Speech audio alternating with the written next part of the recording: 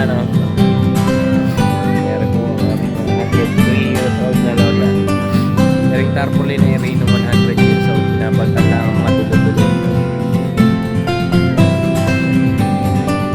Birthday na. 103. Oh, ayan. Birthday. 103 years old. Kami bumalik ng gabi. Doon ka. Kaway. Hindi naman naiwan yan. Hindi naman, pero na-delayed ang flight. Anong oras?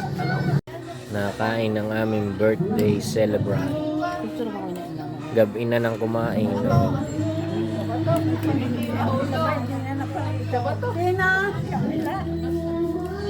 Si Aita. Hindi po yan huli. Oh. Nagro-roll call ng mga kapitbahay na hindi dumating. Ba't hindi ba lumiba nakakanghiling? O kita mo, alam.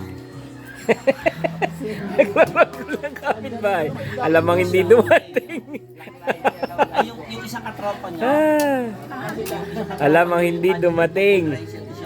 Ay, bakit kasi hindi rin pa rito? Hindi rin. Pero alam. Huwag pinapunta ko kanina umaga kayo na mahali ay. Bakit nga? Alam mo ba kung gano'ng kasaya ng Duray? Ganyan po siya. Hindi po siya ulyanin. Si Ate Consin. Makain pa mag-isa ang aming 103 years old na lola. Tayo, wag maganap baka magsungaba. At kumakain ng karne. Sungaba.